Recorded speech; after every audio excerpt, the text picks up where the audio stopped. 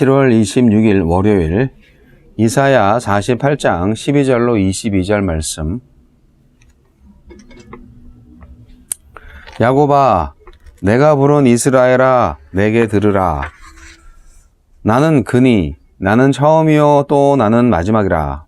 과연 내 손이 땅의 기초를 정하였고 내 오른손이 하늘을 폈나니 내가 그들을 부르면 그것들이 일제히 서느니라. 너희는 다 모여 들으라. 나 여호와가 사랑하는 자는 나의 기뻐하는 뜻을 바벨론에 행하리니 그의 팔이 갈대아인에게 임할 것이라. 그들 중에 누가 이 일들을 알게 하였느냐? 나 곧 내가 말하였고 또 내가 그를 부르며 그를 인도하였나니 그 길이 형통하리라. 너희는 내게 가까이 나와 이것을 들으라. 내가 처음부터 비밀이 말하지 아니하였나니 그것이 있을 때부터 내가 거기에 있었노라 하셨느니라. 이제는 주 여호와께서 나와 그의 영을 보내셨느니라. 너희의 구속자시요 이스라엘의 거룩하신 이신 여호와께서 이르시되 나는 네게 유익하도록 가르치고 너를 마땅히 행할 길로 인도하는 내 하나님 여호와라. 내가 나의 명령에 주의하였더라면 내 평강이 강과 같았겠고 내 공의가 바다 물결 같았을 것이며 내 자손이 모래 같았겠고 내 몸의 소생이 모래알 같아서 그의 이름이 내 앞에서 끊어지지 아니하였겠고 없어지지 아니하였으리라 하셨느니라. 너희는 바벨론에서 나와서 갈대아인을 피하고 즐거운 소리로 이를 알게 하여 들려주며 땅끝까지 반포하여 이르기를 여호와께서 그의 종 야곱을 구속하셨다 하라. 여호와께서 그들을 사막으로 통과하게 하시던 때에 그들이 목마르지 아니하게 하시되 그들을 위하여 바위에서 물이 흘러나게 하시며 바위를 쪼개서 물이 솟아나게 하셨느니라. 여호와께서 말씀하시되 악인에게는 평강이 없다 하셨느니라. 아멘. 내게 들으라. 유다의 비극은 하나님의 말씀을 듣지 않는 데서 비롯되었습니다. 하나님은 그들에게 들으라 하시며 자신이 어떤 존재인지 또 그들을 어떻게 구원할지 말씀하십니다. 하나님은 어떤 분입니까? 12절 13절 세상의 창조자, 통치자이면서 시공에 매이지 않는 초월자이십니다. 이런 하나님을 바벨론의 왕이, 바벨론의 현인들이, 바벨론의 우상들이 막을 수 있겠습니까? 하나님이 바벨론의 소나기에서 자기 백성을 구원하시지 못하실 리 없습니다. 이것이 이스라엘 백성이 들어야 할 말씀이었습니다. 우리 자신과 공동체가 겪고 있는 고난은 무엇입니까? 막막한 현실에서 우리는 전능하신 하나님을 기억해야 합니다. 14절 15절 뜻을 세우시고 알리시고 그대로 성취하심으로 역사를 결정하십니다. 바벨론의 영광이 지속될 것 같던 시기 하나님은 사랑하는 자 고레스로 하여금 바벨론을 정복하게 하실 거라고 예언했습니다. 하나님의 말씀대로 주전 539년에 고레스는 바벨론의 행복을 받아서 싸우지도 않고 바벨론에 입성했습니다. 이 일은 그 어떤 사람이나 우상이 아닌 오로지 하나님의 계획이고 성취였습니다. 역사의 흐름이 하나님의 나라의 쇠퇴로 흘러가는 것 같이 보여도 희망을 잃지 맙시다. 교회의 영광을 약속하신 하나님의 교회의 영광을 약속하신 하나님이 역사에 개입하시면 역사는 누구도 예상하지 못한 변화를 맞이할 것입니다.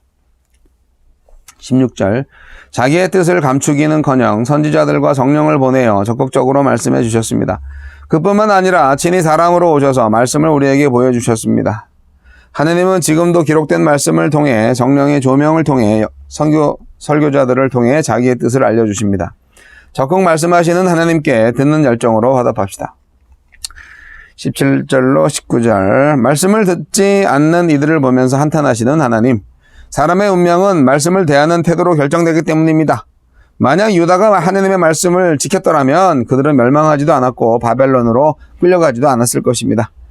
우리의 희망은 말씀을 들어 약속을 믿고 명령에 순종하는 데 있습니다. 20절로 22절 자기 백성을 구원하셔서 그들에게서 찬양과 경배를 받으실 것입니다. 하나님은 홀로 구원의 길을 마련하시고 우리를 그리로 이끄시며 거치는 모든 것을 제거하실 것입니다.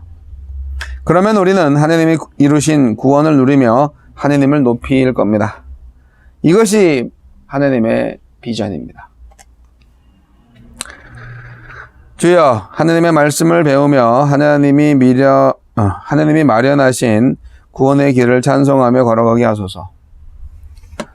아휴, 눈도 침침하고 어제가 주일인데 하는 것 없이 너무 피곤하네요. 서울에 잠깐 나갔다 올 일이 있어가지고, 예, 제 아내가 그러더라고요. 한국에 와가지고 장례식을 너무 많이 간 것 같다고. 그렇습니다. 뭐 결혼식 같은 거는 좀 미룰 수 있어도 장례식은 미룰 수 없잖아요. 코로나 상황이 악화돼서 지금 이제 수도권은 거리두기 4단계 방역 수칙을 지키고 있는데, 뭐 직계가족 외에는 장례식도 참석을 못하고 그러기 때문에, 그래서 어제 지인의 장례식에 참여를, 장례식이라기보다는 이제 조문하는 거죠. 오늘 발인이니까 어제 이제 조문을 갔어야 되는데, 그냥 문에서 이렇게 대표자 한 사람 내려와가지고 들어가지 못하고 문간에서 인사하고 조의금 전달해주고 왔어요. 여기 이천에서 이제 서울 한번 나가면 뭐 보통 왕복 한 3시간 걸리기 때문에 10분 만나러 3시간을 쓴 거죠. 뭐 그래도 뭐 의미가 있는 거죠. 아쉽죠. 이렇게 팬데믹 상황이 심해지니까 힘들어요. 네, 많이 힘들고, 백신을 맞은 사람들은 조금 예외 조항이 있을 수 있는데, 어쨌든 뭐 지금 국민 전체가 아직 백신을 50%도 아직 못 맞았기 때문에 열심히 이제 50대가 이제 이번 달, 다음 달에 1차 접종들을 다들 하신다고 하더라고요. 예. 지금 50대, 60대 다 맞으시면 그래도 조금 방역 단계가 좀 낮아지지 않을까. 면역 상태가 좋아져서 말이죠. 기대하고 있습니다. 자, 오늘 말씀은 하나님의 한탄하시는 말씀이네요. 한탄조의 말씀이. 내 말 들으라고 그랬잖아. 나 안 들으니까 그 모양이지. 이렇게 된 거죠. 하나님은 처음이자 마지막이 되시는 분입니다. 아멘. 홀로 창조하신 하나님께서 이 역사도 홀로 다스리신다 하는 것을 우리는 알 필요가 있습니다. 하나님께서 그 오른손으로 세상을 창조하셨기 때문에 그 세상은 안전하십니다. 안전하신 세상님이요, 제발 잘 좀 사세요. 하나님은 그 능하신 오른손으로 역사 속에서 구원과 심판을 행하십니다. 구원도 하시지만 심판도 하신다는 것을 아셔야 돼요. 하나님이 고레스를 불러서 그를 통해서 하나님의 일을 하게 하셨죠. 하나님의 질서를 어그러뜨린 바벨론을 멸망시키셨죠. 심판하셨죠. 그런데 이 일을 미리 계획하고 볼 수 있는 분은 하나님밖에 없어요. 왜 그런지 아십니까? 지금 이사야 선지자는요, 이 바벨론 이야기, 이 바벨론 이야기, 바벨론 사건이 생기기 100년 전에 지금 예언하고 있는 거예요. 이스라엘 백성들한테. 네. 놀랍지 않습니까? 끌려갈 것도 예언하고, 끌려갔다가 풀려날 것도 예언하고, 그러니까 이제 하나님은, 그 모든 것을 계획하시고, 그리고, 이게 뭐 결정론은 아니에요. 왜냐하면, 이스라엘 백성들이 정말 하나님의 말씀을 듣고, 다 회개해서, 정말 통회의 기도를 올리고, 잘못했다고, 그렇게 했으면은 역사가 바뀌었을 거예요. 그런데 너희가 이렇게 회개하지 않으면, 이 역사는 이렇게 될 것이다 라고 예언하시는 거니까요. 그리고 이제 이사야 예언을 통하여서 우리는 메시아 대예언을 발견하잖아요. 고레스는 아주 단기적인 역사적 사건이고요. 그 이후에 모든 일을 구원하실 메시아의 대예언이, 메시아에 관한 대예언이 이사야에 있습니다. 그래서 49장부터 53장까지 메시아에 대한 예언을 볼 수가 있는데요. 하느님의 기대를 저버린 이스라엘이 어떻게 처절하게, 철저하게 심판받는가, 우리는 이것을 반면교사로 삼아야 됩니다. 자기 백성에게 정말 유익한 것을 가르치고 좋은 길로 인도하시려고 했던 선한 목자 대신 예수님 하나님. 그러나 그 말씀을 듣지 않고 자꾸 자기 길로만 간 이스라엘, 또 성도들. 에휴. 하나님은 이스라엘이 광야를 지나서 이스라엘에 돌아올 수 있게 하려고 모든 것을 예비하셨습니다. 하여간 가나안 땅으로 가려면은 출애굽해에서도 광야를 통해서 갔듯이 바벨론에서 돌아올 때도 광야를 통해서 와야 됩니다. 광야는 천국으로 가는 필수 과정. 네, 우리는 광야를 걸을 때 하나님과의 친밀한 만남을 갖게 됩니다. 그래서 광야가 필요해요.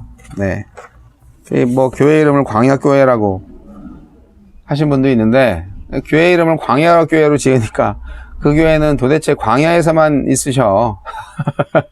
평생 광야에서만 사시네. 광야에서만 목회하시네. 네, 그런 농담을 드린 적도 있습니다. 20절에 너희는 바벨론에서 나와서 갈대아인을 피하고 즐거운 소리로 이를 알게 하여 들려주며 땅끝까지 반포하여 이르기를 여호와께서 그의 종 야곱을 구속하셨다 하라. 이 말씀이 있는데, 야곱이란 것은 결국 이스라엘 민족 전체를 말하는 그런 대표 이름이죠. 이 얘기가 어떻게 보면은 21절에 여호와께서 그들을 사막으로 통과하게 하시던 때에 그들이 목마르지 아니하게 하시되 그들을 위하여 바위에서 물이 흘러나게 하시며 바위를 쪼개사 물이 솟아나게 하셨느니라. 이 말씀이 뭐예요? 그 옛날 출애굽 당시에 바위에서 물이 솟구치게 만드시는 기적을 베푸셔서 목마른 이스라엘 민족들 먹이신 사건, 출애굽 사건을 기억하게 하잖아요. 그러니까 지금 전혀 경험하지 않았던 일들이에요. 이 사람들은 이거를 경험을 시켜야 되는데 예화가 필요한 거예요. 예화가. 그래서 이사야가 바벨론 포로 사건이 생기기 100년 전에 너네가 바벨론에 끌려가서 포로 생활 다 하고 그리고 이제 돌아올 때 이런 일이 일어날 것이다 라는 것을 뭘로 예를 들어서 말하느냐, 마치 출애굽 사건 때 있었던 일들을 예를 들어서 말하는 것입니다. 바벨론 포로의 그 엄청난 시간이 지나서 구원을 받게 될 것이다 라는 바로 그 말씀을 하기 위해서, 그걸 확증하기 위해서 그거에 준하는 실제적인 사건을 상기시킬 필요가 있었던 거죠. 그게 과거 출애굽 광야에서 있었던 일인데, 그런 것처럼 앞으로도 하느님이 그렇게 구원 사역을 이루실 것이다. 근데 이제 이것은 바벨론 포로 생활에서 귀환하는 사건만 말하는 게 아니고요. 이제 앞으로 장차 전 인류의 구원을 위해서 보내주실 메시아의 예언이기도 합니다. 옛날 출애굽으로 대표되는 구원 사역보다도 훨씬 정말 그것과는 정말 비교할 수 없는 크고 놀랍고 새로운 구원 사역이 온다는 것이죠. 이 새로운 구원 사역이야말로 천지를 처음 창조한 하나님의 사역에 거의 비슷하게 맞먹을 만한 엄청난 규모와 새로운 방법으로 구원 사역이 이루어질 것입니다. 재창조가 이루어지는 거죠. 새로운 창조가 이루어지는 거죠. 네. 천지를 창조했던 것처럼 모든 인류를 구원할 새로운 창조와 같은 새 구원의 역사가 메시아를 통해서 이루어질 겁니다. 예, 그런 메시아 대예언에 대한 내용들이 49장부터 53장까지 적나라하게 나옵니다. 기대하세요. 개봉박도 오늘 48장까지니까. 그래서 네, 왜 자꾸 이렇게 졸린지 모르겠네, 제가. 메시아 구원 사역에 대한 예고가 이제 오늘 본문 중에서 특별히 17절로 22절까지 쭉 나와 있고요. 여기에서 하나님이 이스라엘을 이렇게 완고하기 때문에 한탄은 하시는 그런 하나님의 마음을 우리가 구구절절 읽을 수가 있고요. 우리가 그래서 지금도 하나님께서 죄를 지은 우리가 회개하고 돌아오라라는 어떤 그런 말씀을 주실 때 우리에 대해서 한탄하시는 하나님을 볼 수 있어요. 그러니까 하나님을 한탄하게 하시면 안 돼요. 우리를 구원하실 분은 하나님 그리고 그리스도 뿐입니다. 사랑하는 성도 여러분, 이스라엘의 죄악에도 불구하고 여전히 은혜와 긍휼을 베풀어 주시는 하나님을 찬양하십시다. 하나님은 사단에 예속된 무리들한테는 가차없이 심판을 내리시지만 언약의 백성들한테는 항상 회개의 기회를 주셔서 궁극적으로 구원을 해 주십니다. 그러기 때문에 성도님들, 인간은 다 죄인인데 자신의 추악한 모습만 바라보지 마시고 오직 하나님의 신실하심을 바라보면서 담대하게 생활하시기 바랍니다. 하나님이 저와 여러분을 살리실 거예요.